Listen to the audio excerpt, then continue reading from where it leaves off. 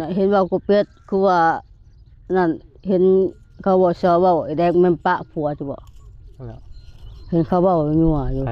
มาชอบมาเด้มันมาปงพีว่าไอ้แดงคือว่าปะผัวว่ะสร้างว่าแต่คอยเขาว่าฮู้เขาบ่ฮู้แต่เขาบ่จักเขาเห็นเขาว่าบอโซเห็นบ่คนมาได้บอโซมันอยู่แรกถามเจ้าว่าคือได้ยินข่าวว่าน้องเด็กป้าผัวใช่บ่แล้วก็เว้ากันมานี่จะมาได้จ้ะเขาบ่ฮู้แล้วเขาบ่จักฟังได้ฟังไปซื่อผมยังนอกฟังไปซื่อ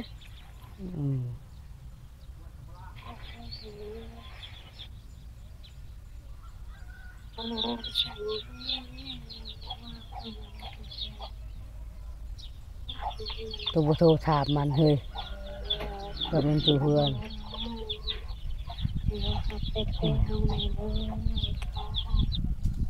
โอ้ย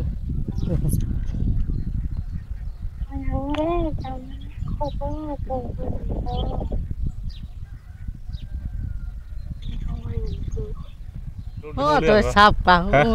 เรื่องว่าเรื่องไงครับจะเป็นแบบนี้พอยในคอเนาะจะได้ยินได้เลยจ้ะเฮ้ยไปที่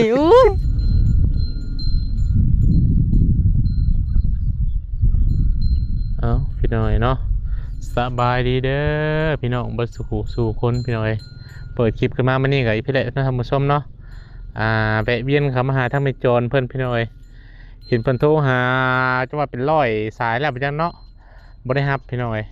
พอดีโทรศัพท์บ่เทนบ่แจ้งเตือนนะเวลามันโทรแล้วก็มันบ่ดังมาท่านผู้ชมลำโพงมันขาดไปซะโดยมันนี่ก็เลยจะเข้ามาหาเพิ่นก่อนพอเพิ่นโทรไปเสียงก็กรี๊ดเนาะเป็นร้อยสายพี่น้อยปะเดี๋ยวเราจะเข้ามาถามมันก่อนพี่น้อยตัวอันนี้ไม่เด้อขออนุญาตสบายดีเด้อสบายดีว่าเท่โดยเป็นยังไงได้กูว่าเธอไปคือว่าหับมันบริยินคอยอยู่ห้องหมอก็โชว์หาเจ้านั่นเป็นยังไงนะกวดพอแล้วมือน่ะแล้วจะมือสวัสดิ์ตายเด้มือหดทีนั้นมือจำบลอดกูจะหายน้ำพอนะแล้วใช้ออกซิพอตาบอก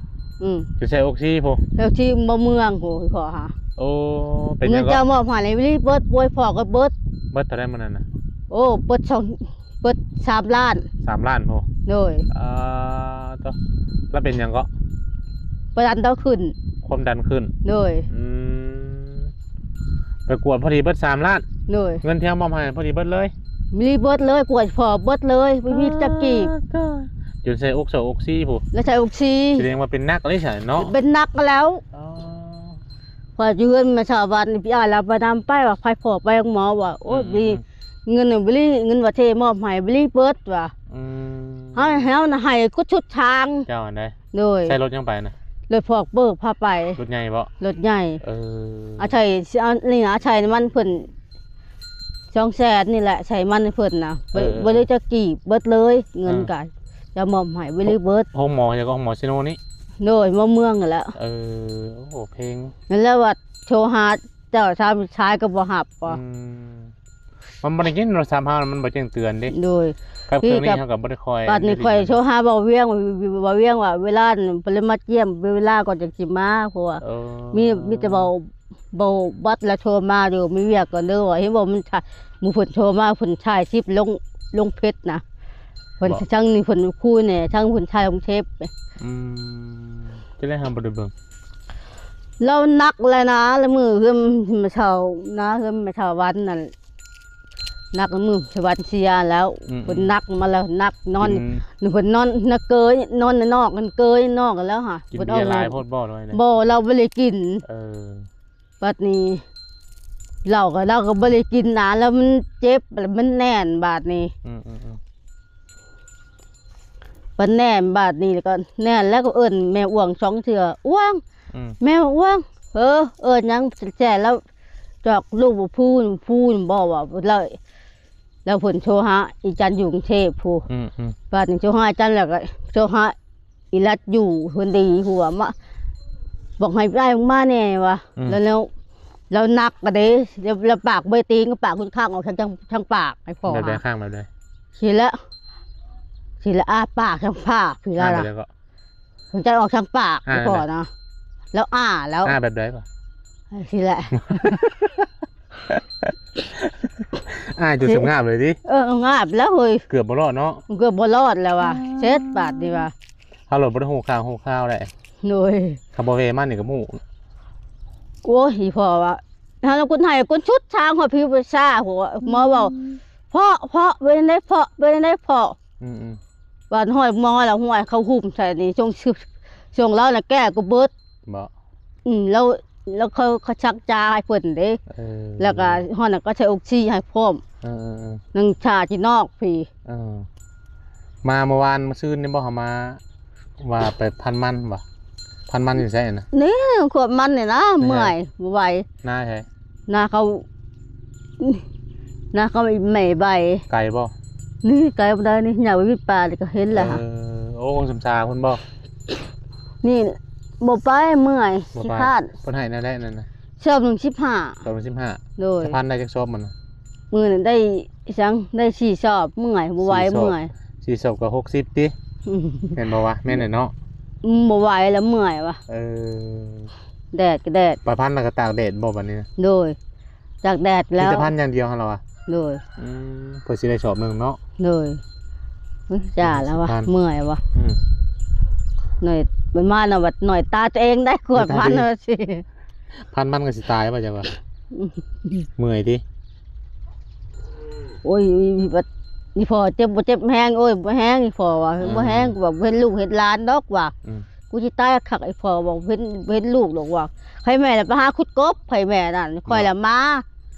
เขาประกาศไว้อย่างงี้เนาะหน้าพ่อไอ้หนูผู้เพิ่งเขาประกาศอีแม่ว่าให้ค่อยลบคืนว่าก็ไปคืนดีบาดนี้แล้วอ้ายบ่นำโทรศัพท์ข่อยไปซื้อไปโทรศัพท์ข่อยปาอยู่เฮือนไปซื้อ ด้วยสั่งปิ่นเนาะ ปัดเป็นไปกี้ข่อยโทรหาเขาบอกเวียงอ่ะแล้วผมมีเวียกว่าเวียกก็ฝึกไปทางอื่นข่อยโทรบอกกับแพทย์บอกบ่เวียงเด้อว่ะว่ะจุกลี่ก็โทรหาบอบอสนี่แล้วเพิ่นถ่ายเพิ่นสิเพิ่นถ่ายคลิปเลยว่าส่งไปพุ่นว่ะก็คุยนำเพิ่นมีแต่เขาบอกบอสแล้วโทรมาอยู่พงมาก็โทรมาทีนึง แล้วก็ดีขึ้นได้ละบ้านเดี๋ยวนี้ ก็ดีอยู่แล้ว เห็นเกลือปิดเกลือไก่อยู่ดิ แล้วก็ไปบ้านนี้ประกวดจังกอกเขาบอกกับพ่อจ่าค่ะประกวดประกวดจังกอกกระเพาะเราขึ้น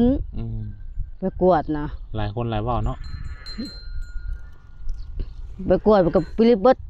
300,000แล้วยืนไปยืนเอาไปโทรมาหาเรา ครับ เป็นยังได้คู่มือนี่เจ้าบริเห็นยังบ่ บริเหตุยังข่อยหากันมาแต่บงพีมันเป็ด จะไปกับไผ ไปกับลูก ขี่รถจักรนี้ หรือไปกับบักบิวแล้วใช่บักบิวประสงค์มาแรงมากินรถพอกเปอร์มา อยู่ดีไม่แห้งอยู่บ้าจ้ะเนาะ ดีมแห้งอยู่แล้วเพราะบ่มีได้จ้ะเว้นได้เคยนะ แล้วก็อยู่สวรรค์มาเนาะ ก็ดีมแห้งอยู่ว่าเพิ่นก็ ดีไม่แห้งเก่าแล้วประตูหาลาบ่จ้ะ โอ้โชว์แล้วมีตาแต่ปิดนิดนะ ปิดเน็ตบ่ โอ้ยโชว์ไปมีแต่ปิดนิด ไม่อยากละ ไป ลายวะ บอกมันแหน่ เดี๋ยวสิบอกให้ดอกบอกวันได้เลย คิดฮอดเฮ้ย ฮอด เลย ฮอดแต่ก่อนบ่ได้ดิ ฮอดก่อนบ่ได้แล้ว เดี๋ยวสิบอกเพิ่นดอก เลย นี่แหละพี่น้อยก็เข้ามาหาเพิ่นแวะเวียนมาเยี่ยมมายามแหละก็ประมาณนี้แหละพี่น้อยเนาะเพิ่นก็ได้ปัจจุบันนี้ก็บ่ได้เฮ็ดเวียกเฮ็ดงานหยังก็มีแต่ไปรับจ้างถ้าคนจ้างแล้วก็ไปเฮ็ดที่ไม่จนติ เลย มันน่ะยาแล้วบัดนี้บ่ มันจ่าแล้ว มันเบิดแล้วบ่หรือว่าจะเมื่อย ก็มันเมื่อยมีหลายดอกเพิ่นก็จักให้หาไปดูอีแม่โอ้ยบ่ไปก็จะรู้ไว้เมื่อยบ่ไหวแล้วขุดมันเพื่อจะได้กระสอบหนึงก็พอแห้ง เอาไว้มันร้อนเนาะ โดย เห็นมันแจ้งเตือนเข้ามาว่าโทรเป็น100พี่น้อยว่ามันหยังเด้บัดนี้ว่า เบิ่งเข้าไปหาเพิ่นก่อนว่าซั่นเนาะ ก็คือเพิ่นว่าออกมาแหละพี่น้อย นี่พอแล้วว่าโทรบอกเขาว่าเท่เด้อว่าจันเขาว่าเท่ว่าจักว่าโทรบอกว่า อืม เพราะว่าเท่แล้วมาหาบจันเลยมีเวียกแล้วพอเอ้ยบอกโทรไปกระเจ้าต้องกวนเขาอ่ะ อืม เรามีเวียกว่ะ โดย กับโชว์เขา บัดอันนั้นได้สบัดน้องสาวเจ้าได้บ่ได้ฝากเงินมาบ่ โอ้ก็ฝากกับเบิดแล้ว แม่นแล้ว บัวพุ่นนะ เพิ่นฝากเขาได้ฮะ ฝาก1,000 พันเดียวเนาะ โดย โอเค แล้วก็เขาบอกจ้อยกับฝากมาให้พ่อก็2,000กับบัวเราเองแล้วบัวเราเบิด โฮมเสร็จแล้วเนาะ แล้วก็ใช้กระโลมก็รีบเบิดเช่าช่วยกับวิริเบิด2,000 บาท ปา บัวเราเองนี่ ได้เงินมาจังได๋มีแต่ปัวเนาะ แต่เงินมามีแต่ปัวเราเบิดนั่นแหละว่าบ่มีเงินจะกีบอ่ะ อืม ขึ้นมาอยู่ในห้องบ่ออกจากห้องคิดไปคิดมาให้บ่มีเงินใช้ สิอย่าว่าได้สิผูกคอตายอีก บ่ โอ้โหบ่ว่านี่ บ่ผูกอีก ผู แล้ว กแล้วเป็นหยังทำให้ตายแล้วเลย แม่อุ้ยว่ามีแต่นี่แหละว่ะ ขีบมาแม่เอ้ยพูดเอาเงินน่ะใช้แม่ป่วยพ่อบ่บ่มีเงินแล้วหัว อืม เงินกับป่วยพ่อบ่ไปแฮงแล้วว่ะเงินน่ะว่ะ อืม เบิดเกลี้ยงกระโดดว่ะ อืม 10 บาทนี่ถ้าเงินน่ะใช้ได้ว่ะ บ่ผูกอยู่บ่ บ่ ผูกกงม่วงนี่ก็ได้ บ่ มีแต่คิดแล้วก็ให้ติ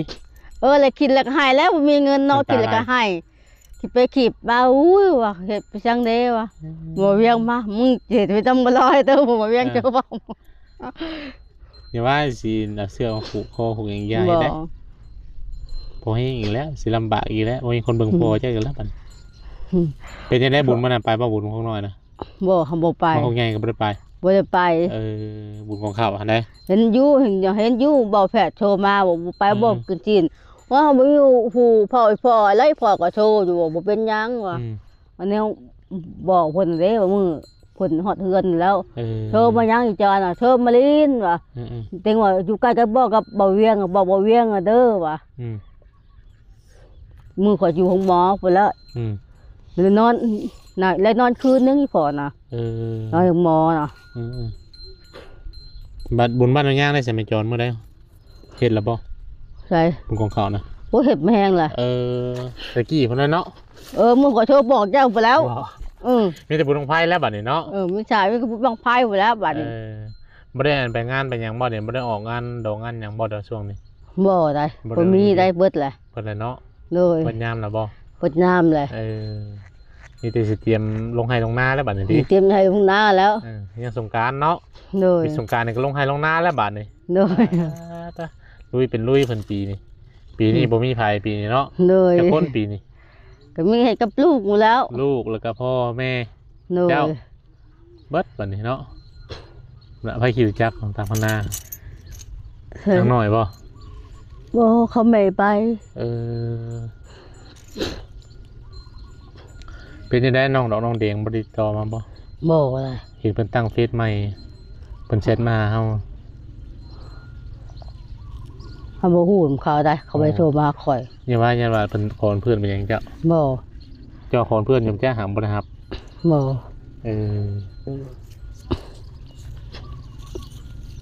เขาปิดดูกล้องอ่ะที่ว่าเรื่องนี้ ว่าหยัง ปิดดูกล้องอ่ะ ปิดละ กูว่าเห็นเขาน่ะเห็นว่ากูเป็ดกูว่านั่นเห็นเขาบอกชอบว่าไอ้แดงมันปะผัวจะบอก นั่นแหละ เห็นเขาบอกนัวอยู่ ใครบอก นี่เห็นมาชอบมาเด้มันมาปงพีว่าไอ้แดงคือว่าปะผัวว่ะ สร้างว่าแต่ ค่อยเฮาว่าฮู้เฮาบ่ฮู้แต่เฮาบ่จักเฮาเห็นเขาเว้า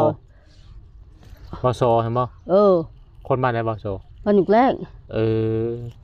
เห็นเขาเว้าอยู่ โอ้ ว่า คนมาคนเร่งเขามาอันปงซบอยู่บ้านหนองเป็ดเดี๋ยวเราถามเจ้าว่าเคยได้ยินข่าวว่าอันน้องเด็กป้าผัวใช่บ่แล้วก็เว้ากัน มานี่จะมาได้จ้ะ เฮาบ่ฮู้แล้วเฮาบ่จัก เขาอยู่คนละบ้านที่เนาะ เฮาอยู่คนละบ้านเฮาบ่ฮู้กันเฮาได้ยินเพิ่นถามเฮาว่าชอถามเฮาผมไปต่อหากันบ่ไอ้แดงเขาไปตอบมาเฮาว่ะเฮาก็บ่ฮู้คือกันเฮาเห็นเขาเว้าแล้วเฮาก็บ่ฮู้ มานี่เราบ้านไหนใช่ไหมจ๊ะ เพิ่นจะว่าอันใด ได้ยินข่าวว่าน้องเด็กป้าผัวที่ โดย ก็ได้กับบ่ฮู้เนาะ เฮาก็บ่ฮู้กันเฮาก็บ่จักคือกันเห็นกินเขาเว้าอยู่ว่าพวกข่อยค พวกข่อยแล้ว อันสิปะอลีก็มี สิบ่เรื่องนี้ข่อยนำบ่ฮู้ไอ้ถามข่อยก็ได้ข่อยนำบ่จักผูกข่อยผูกเป็นแม่น่ะกะข่อยนำบ่จักเลยไอ้ผู้ข่อยนำบ่ฮู้คือกันเรื่องนี้ ยอมเลยติ นี่ข่อยก็ยอมประกัน พอน้องเพิ่นพอน้องเดงบ่ได้โตหาติ น้องแดงไปสิต่อหาข่อยข่อยก็จะคุยมันอยู่มึงไปโทรมาหาข่อย คันติดต่อหาได้จะช่วยนั่นอยู่บ่ ติดต่อหาได้ข่อยก็คุยอยู่ ตามข่าวนั่นเนาะ หน่อย เฟซเพิ่นก็อีหยังวะ น้องหล่าอันนี้นางหล่าบ่นะน้องหล่าเอาภาษาลาวประมาณนี้แหละ เจ้าก็โทรถามเบิ่งมึงมาชมหาจ้าก็บ่โทรถามเบิ่ง โทรแล้วเพิ่นบ่รับ บ่ฮับบ่ มีแต่อัดเสียงมา อัดเสียง พังบ่เสียงเบิ่ง เบิ่งฟังดู พังเนาะน้องเดงลูกสาวหล่าว่าซั่นเนาะบ่ที่โทรไปแล้วแต่ว่าเพิ่นบ่รับเพิ่นทักมาหาบ่ที่ก่อนเด้อพี่น้อยเอา ใส่ อาจจะพังเด้อสิเปิดกดเปิดบ้างเลยกดเปิดสบายดี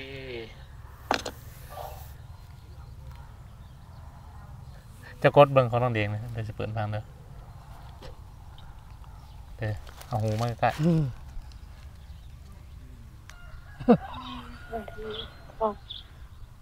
ฟังเด้อ ออกไปเฉยบ่มีหยังนอกกว่าไปซื้อ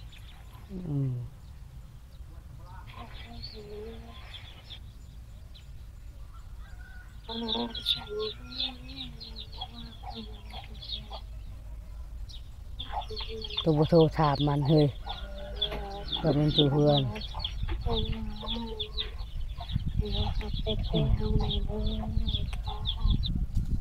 โอ้ย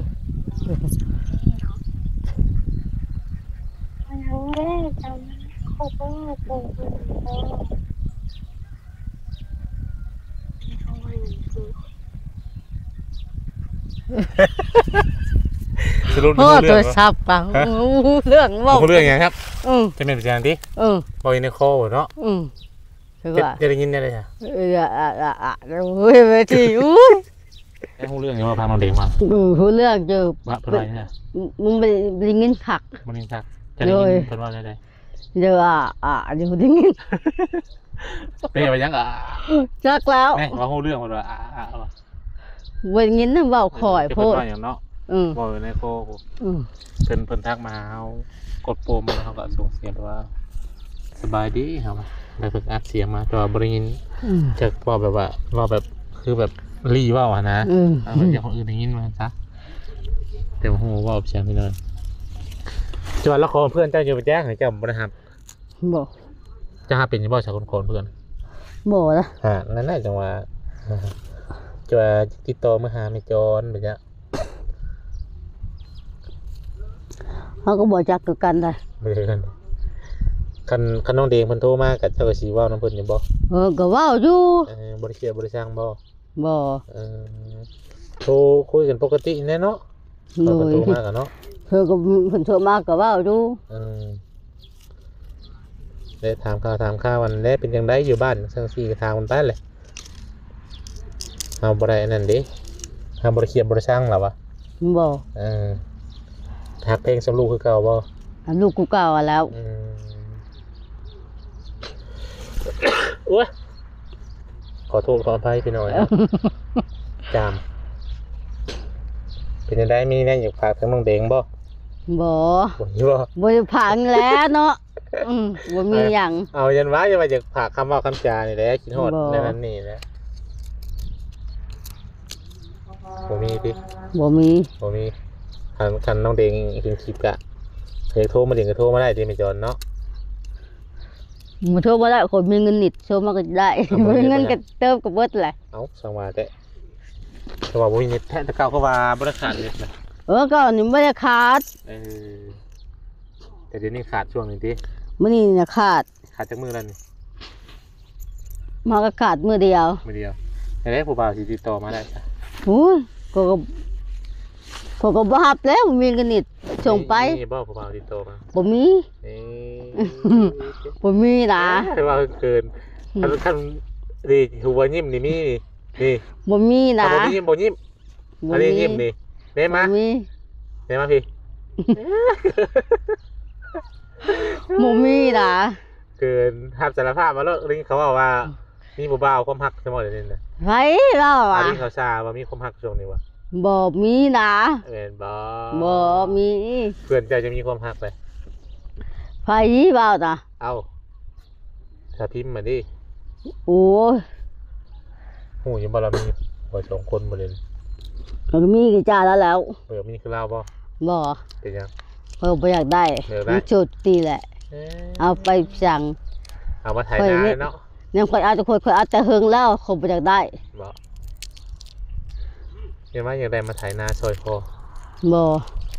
ยังเป็นยังเงินบ่ดีบ่ มันจะมัวดี ยังกินเหล้ากินเบียร์บ่ยังกินยาบ่ บ่อยากให้กินเหล้ากินเบียร์นะ ขี้คร้านเอาไปสั่งบ่ บ่ยาเลยบ่บัดนี้นะ มันจะอะไร ยกเลิกเลยติ ยกเลิกก็ละ แต่ก็มีข่าวมาแบบว่าเพิ่นกำลังมีความฮักช่วงนี้ก็ผู้บ่าวในบ้านนี่แหละเขา มันใช่ดอกบ้านนี่ โอ้ยโอ้ยนะ บ่มีบ่ เหนย 100%ดิ 100%เลย บ่มีก็บ่มีจ้ะไปสิบ่ลบ โอ้ยนี่เพิ่นได้ผัวเตอแล้วข่อยโชว์บอกแล้วผูกแขนไว้ เก่งข่าวเด้อขนาดผัวบ่ได้เด้อ เหนยโอ้ยโทรไปบ่มีหับตา ก็โทรไปแล้ววันนี้สิครับโทรไปหน่วยนี้ก็ได้เครื่องนี้ก็ได้จังนั้นนี่ โชว์ไปน้ำหับจูงโชว์ติดนี่จะโชว์ปีแต่เบาย่างหูหับ ประกาศบอกในนะเห็นเนาะได้ผัวได้หยังก็ได้ว่าพอได้มาถ่ายคลิปให้ FC เพิ่นเบิ่ง โชว์แบบพอมีกับปิดนิดผู้นั้นกะนี่ก็โชว์ห้าเบาลาอีกเวลาหับ โอเคใช่ไหมเฮาก็สิไปกับบัดนี้บ่ล่ะอย่าห่างเสียเวลาเบาหลายจักเลยสิออกเดิน เอา ทาง โคเดิงก็โชว์บอกแล้วปันนี่เขาบ่เด้